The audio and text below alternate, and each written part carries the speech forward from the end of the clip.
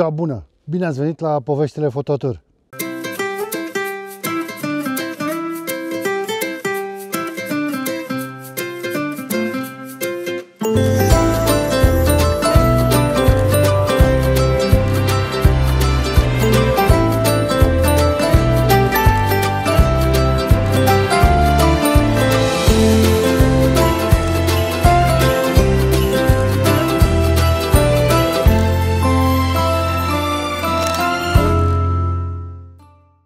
Munții Retezat pot fi considerați unul dintre cei mai frumoși munți din țară și în același timp și foarte fotogenici. Și asta pentru multitudinea de lacuri și peisajul cu un caracter alpin foarte pronunțat. În urmă cu foarte mulți ani, prima dată când am fost în Retezat, am avut o hartă la mine cu care m-am orientat în teren. Harta era o hartă foarte veche, era editată în 1940 de către Touring Clubul României. Cu ajutorul acestei hărți m-am orientat în primul rând traseele pe care le-am parcurs, iar apoi crestele, văile și, bineînțeles, lacurile. Această hartă fusese editată în perioada interbelică de către Touring Clubul României, al cărei președinte, Mihai Haret, este cel care a dat numele lacurilor de fete de pe Valea Bucurei. La vreo 10 ani după prima mea tură au apărut primele numere din colecția Munții Noștri, acele ghiduri de munte, așa lunguiețe, verticale, în care erau descrise traseele și o parte din geomorfologia munților Retezat. Harta pe care am consultat-o, trebuie să spun că era destul de mică și tipărită pe o hârtie destul de proastă, de-abia se citea pe ea. Însă ceea ce m-a frapat a fost faptul că numele a două lacuri erau inversate față de ceea ce știam eu de pe harta Touring Clubului României. Care sunt aceste două lacuri? Hai să vezi episodul următor și te vei lămuri.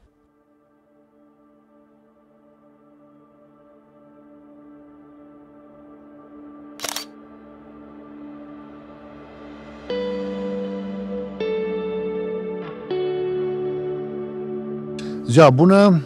Iată, aici începe tura noastră în Retezat, pe malul lacului de la Gura Apei. Suntem chiar la baraj. Trebuie să spun că n-am văzut lacul atât de plin de foarte mult timp. Cred că sunt 15 ani de când n-am mai văzut lacul cu așa apă înaltă. Iată, putem vedea împreună că este absolut complet inundată, o zonă care nu de mult arăta destul de urât, destul de inestetic. Din câte știu, ar fi fost o problemă cu barajul și din cauza aceasta nu ar fi lăsat să se umple atât de mult lacul. Nu-mi dau seama dacă acum s-a rezolvat problema sau doar este o consecință a precipitațiilor din ultima perioadă. Deci aici începe aventura noastră. Plecăm mai departe către Rotunda și mai departe către Poiana Pelegii, mergem cu mașina și de acolo mai povestim.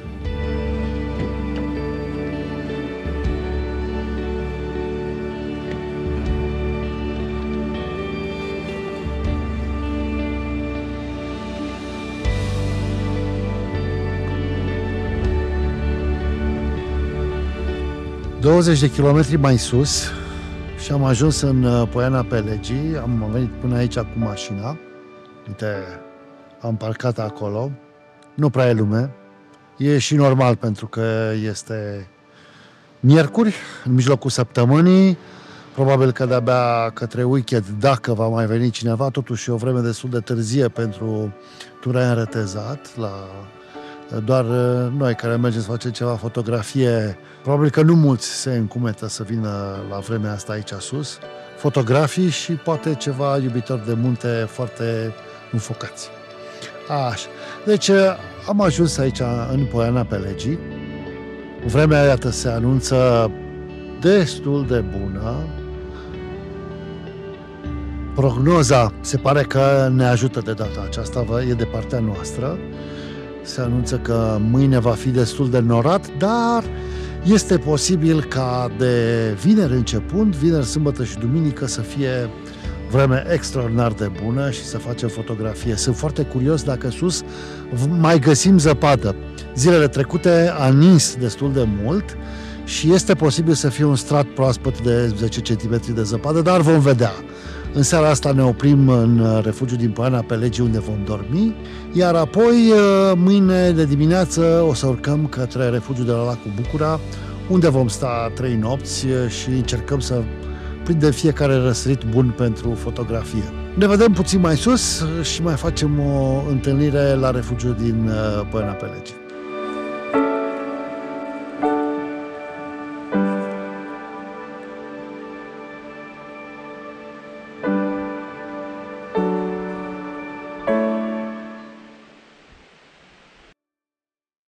Am ajuns la refugiul Salvamont de aici, din Poiana Pelegii. N-am mai filmat nimic, seara era foarte întuneric. Și am dormit aici peste noapte. Iată aici la refugiul Salvamont, suntem în fața lui. Astăzi ne propunem să urcăm până sus la refugiul de lângă Lacul Bucura, unde vom sta 3 nopți. O să fie un urcoș nu prea lung, cam o oră jumătate, 2 până sus. Ne așteptăm ca sus să fie ceva zăpadă, deși vremea s-a muiat un pic, e mult mai cald astăzi decât ne-am mai fi așteptat și decât spune prognoza meteo. Așa că, iată, cam așa este vremea. Astăzi nu va fi grozav din punct de vedere al fotografiei, dar sperăm că începând de mâine vremea se va îmbunătăți și vom avea șansa să facem fotografii faine pe sus prin Căldarea Bucurii. Plecăm așadar pe Valea Bucurii, este un drum destul de ușor, nu este un drum greu, e un drum foarte plăcut, prin pădure la început și apoi încet ieșim în gol alpin, ca la sfârșit ultima jumătate a traseului să fie parcursă în gol alpin.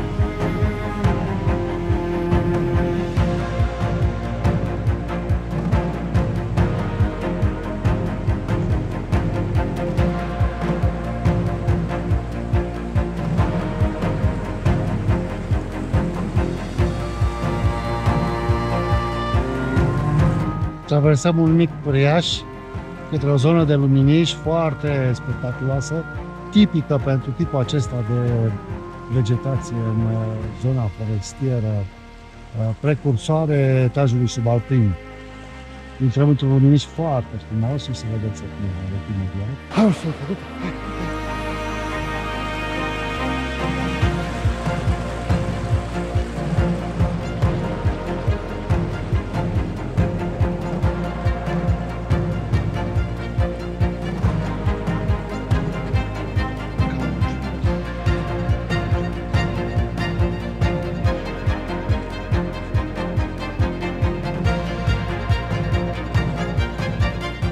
Am traversat o zonă destul de umedă. De altfel, Retezatul este asemenea unui castel de apă. Datorită o vegetație abundentă, mai ales datorită jneapănului, aici în Retezat se acumulează o cantitate foarte, foarte mare de apă.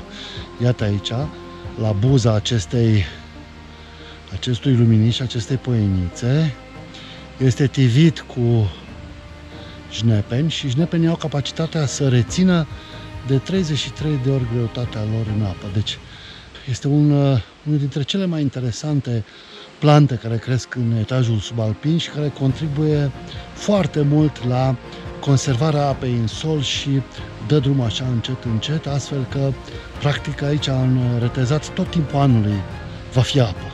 Retezatul este asemenea unui castel de apă.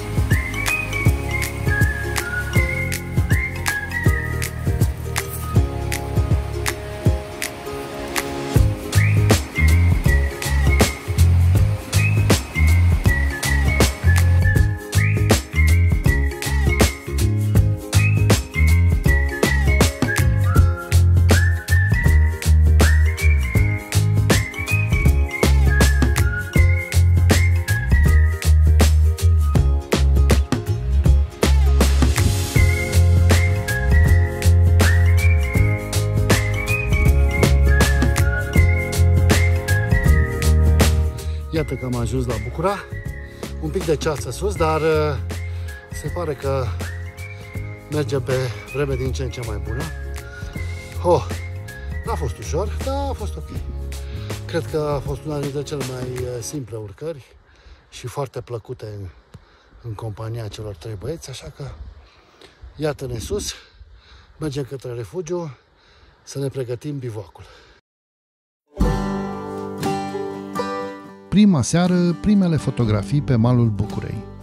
În ultimul timp nu am mai folosit filtrele degrade la peisaje dintr-un motiv destul de simplu. Latitudinea de expunere sau dynamic range-ul foarte mare al camerei.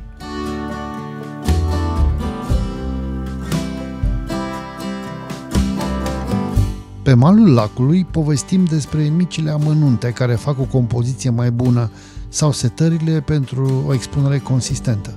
Acolo, la fața locului, când facem fotografiile, e cel mai important moment. Atunci se ia decizia care, dacă e corectă, va face diferența între o imagine bună și una ratată.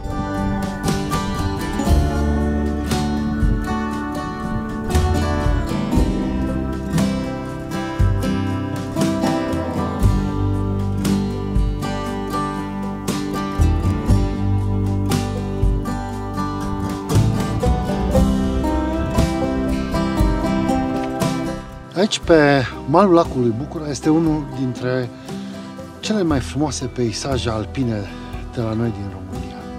De altfel, lacul Bucura este cel mai mare lac glaciar din România. Are o suprafață de aproape 10 hectare și este situat la altitudine de 2030 de metri. Pe lângă faptul că este cel mai mare lac alpin din Carpații românești, toată Valea Bucurei are un caracter alpin foarte puternic. În această vale sunt numai puțin de 8 lacuri alpine, fiecare dintre ele așezată într-un mic locaș în care apele s-au adunat, locașe făcute de ghețari în perioada cuaternară, când pe aceste locuri se aflau ghețari de mari dimensiuni. Ceea ce este iarăși interesant pentru retezat este faptul că aici se află zona cu cea mai înaltă elevație medie din Carpații românești.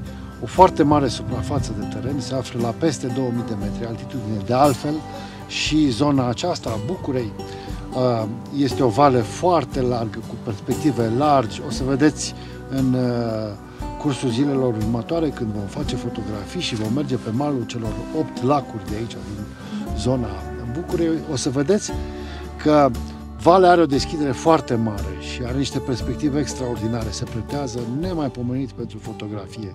De altfel, de aceea ne aflăm aici, ca să facem fotografii cât mai frumoase și să sperăm că vom prinde niște răsărituri și niște apusuri demne de acest loc extraordinar. Pentru că vremea ne ține pe loc, vă fac cunoștință cu refugiul Bucura. E o mică verandă cu 2 băncuțe unde putem să stăm să sorbim ceaiul de dimineață, iar când e vreme frumoasă chiar poți să admiri foarte frumos priveliștea lacului. Acum, după cum vedem, este ceață, nu se vede mai nimic. Intrăm înăuntru. O mică bucătărie, unde, iată, sunt puse primusurile pentru pregătirea mesei. Zona de dormit, unde este o masă unde se mănâncă. Sunt priciuri, 3 locuri sus, 3 locuri jos. Uite-o pe ursa, doarme acolo, nestingherită. I-am pus o cuvertură să nu îmbătărească. Iar sus în pod mai sunt încă 6-7 locuri. Deci, practic, am putea spune că refugiul ăsta o să stea peste noapte între 12 și probabil 15 oameni dacă se înghesuie. Aici câteva locuri de depozitare. E drăguț refugiu, este chiar bine îngrijit. Vă recomand ca ori de câte ori intrați în astfel de refugii Să păstrați curățenia, să lăsați toate lucrurile așa cum le-ați găsit atunci când ați intrat. Aici puteți veni fără salteluță, fără izopren, pentru că iată sunt niște saltele groase pe care liniștit poți dormi, chiar confortabile, aș putea spune. Deci nu e nevoie să vă aduceți salteluțele autogonflabile sau izolirurile și în pod, tot așa, sunt 7 saltele unde se poate dormi liniștit. Acesta este refugiul de la lacul Bucura, refugiul Salvamont. Mulțumiri echipei Salvamont Lupeni, care are în grijă cele 2 refugii de care v-am povestit, cel de aici, de la Bucura, și refugiul din Poiana Pelegii.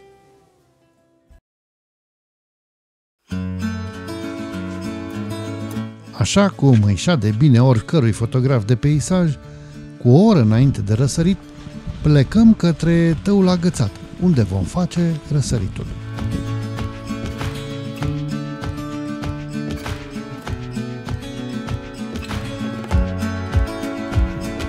Altă situație de iluminare, compoziție diferită. Din nou, discut pe marginea cadraturii. Ce intră și ce excludem din cadru? Care sunt liniile directoare? Care sunt parametrii de expunere? Sau chiar o poziționare corectă a trepiedului? Nu și pentru Radu, care e fotograf cu state vechi. De-a lungul anilor, am fotografiat Tăul Agățat de nenumărate ori. Condițiile de iluminare au variat tot de atâtea ori.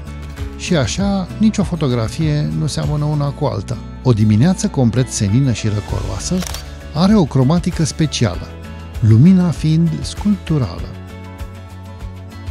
În schimb, la apus, atmosfera de peste zi, încărcată cu vapor de apă sau praf, diluează culorile, iar lumina devine picturală.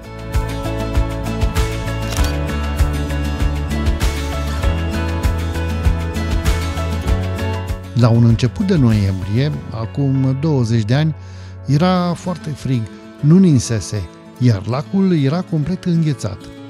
Formele gheții, transparente și opace, mi-au dat un plan apropiat foarte spectaculos, pe care l-am inclus în compoziție.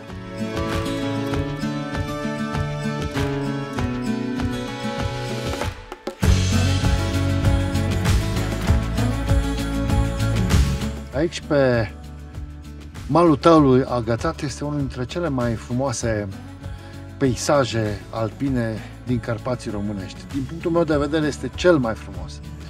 Aici, în spatele meu, vedeți, se află oglindit în lac Turnul Porții, Judele și Poarta Bucurei, iar puțin mai încolo, Muchea Sfântă Maria Orlea.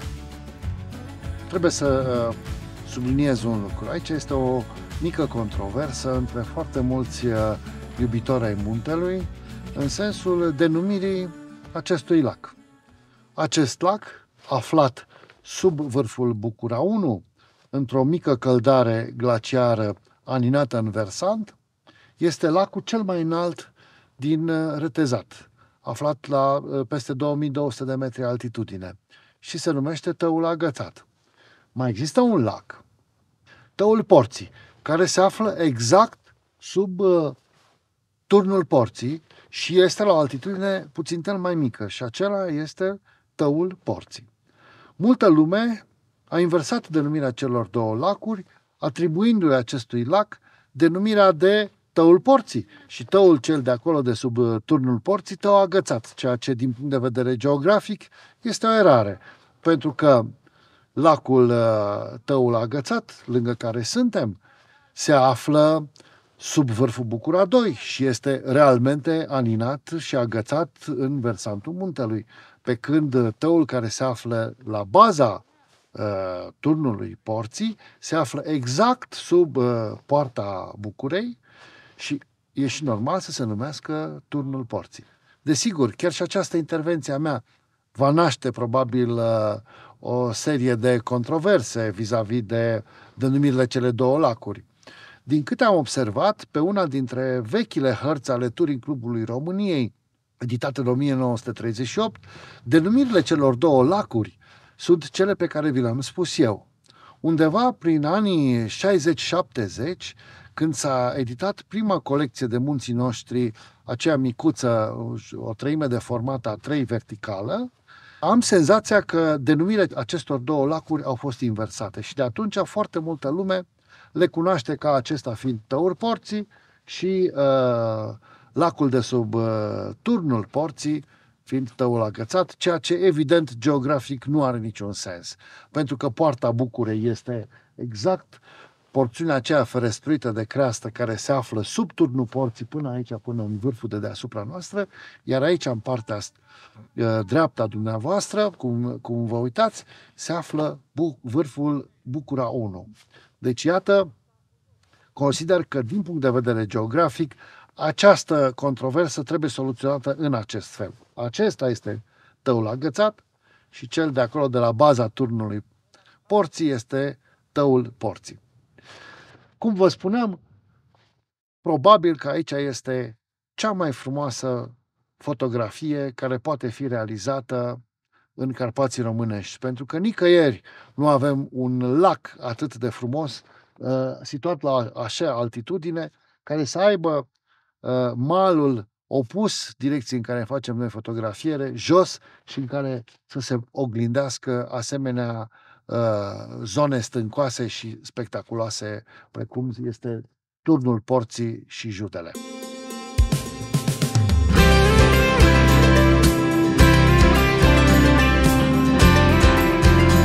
Ursa, asistentul cel mai credincios, ascultă comenzile, e răbdătoare, așteaptă cu minte să ne facem ritualul fotografic.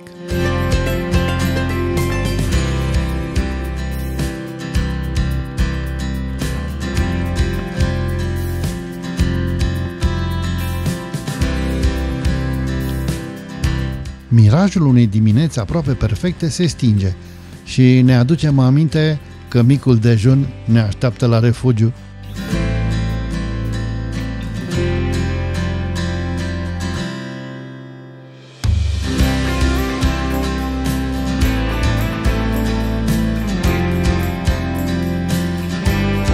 Ce poate fi mai frumos decât o dimineață cu vreme bună, cu prieteni faini și o masă plină de bunătăți? Nu degeaba se spune că pe munte mâncarea are cel mai bun gust. O fi de la apă, o fi de la aer, o fi de la pălincă.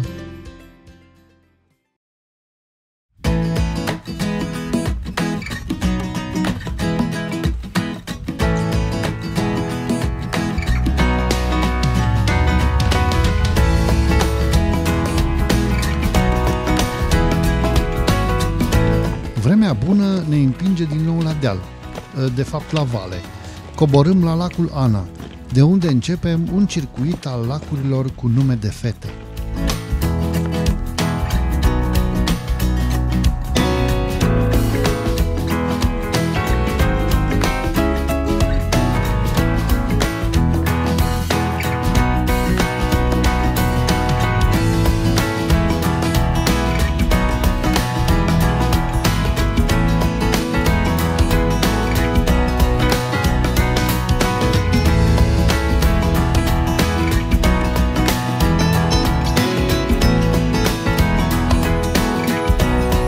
Mergem pe malul lacului Ana și continuăm pe salba de lacuri în sus către Florica și Viorica. Mihai Haret, nepotul celebrului Spiru Haret și președinte al Touring Clubului României în perioada interbelică, este cel care a dat nume de fete lacurilor din Valea Bucurei: Lia, Ana, Florica și Viorica, așezate în această ordine din aval către amonte.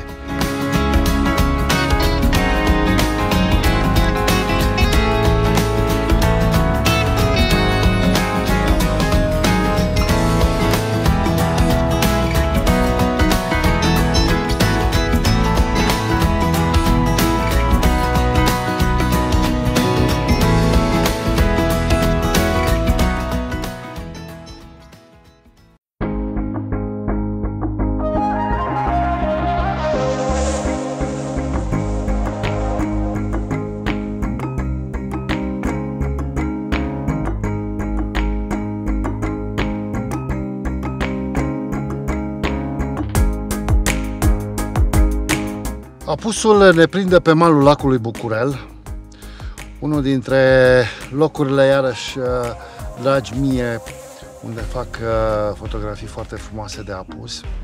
În spatele meu se vede acolo vârful Peleaga, panoramă foarte frumoasă, vârful Custura Bucurii în partea stângă, și de aici am putea spune că încheiem ziua de ture pe la lacuri. Am colindat astăzi Valea Bucurei, am fost la lacul Ana, apoi am urcat la lacul Viorica, am făcut niște fotografii foarte frumoase la Viorica, pentru că oglinda lacului era în întuneric, iar reflexia pe care o aveam în lac era extraordinară. Iar la final, iată-ne aici pe malul lacului Bucurel, așteptând ultima rază de soare să mângâie vârful Peleaga. Pentru astăzi ne declarăm satisfăcuți de ceea ce am făcut, ne bucurăm că a fost o zi frumoasă și că am putut să colindăm retezatul așa la pas, încet, fără să ne grăbim, ca să putem face fotografie frumoasă. Până la urmă, a face fotografie pe munte înseamnă a merge în acele locuri în care știi că vei face fotografie frumoasă. Nu ne propunem să facem un traseu lung, nu ne propunem să facem cine știe ce vârfuri sau creste și așa mai departe, nu. De data aceasta am venit aici ca să facem fotografii frumoase și sper că am și reușit.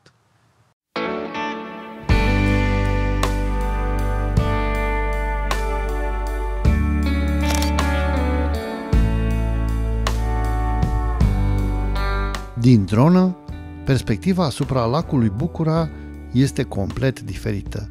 Îmi permite să fac o panoramă cu totul inedită a lacului Bucura.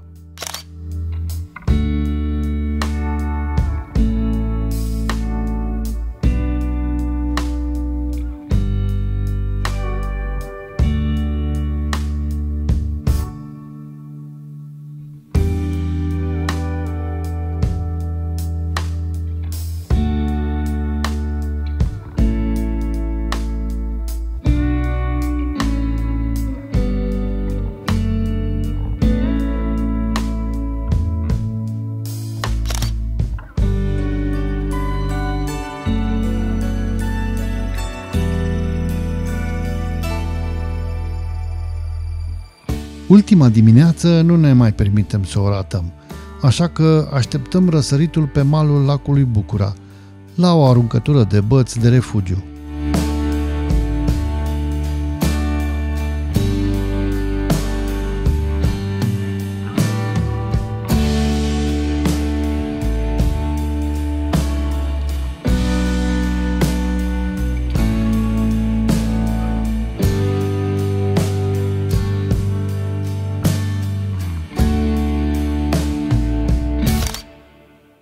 O ultimă imagine înainte de a coborî din împărăția retezatului.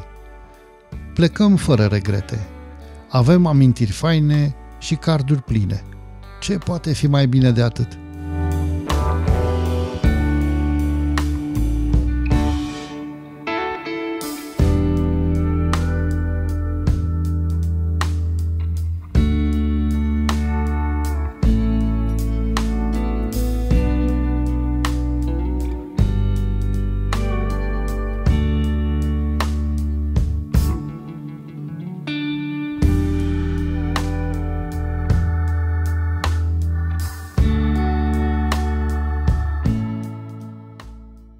Pe lângă fotografiile care cred că ți-au plăcut, sper că te-am convins și cu denumirile celor două lacuri, a cărei argumentație ți-am făcut-o pe parcursul acestui episod.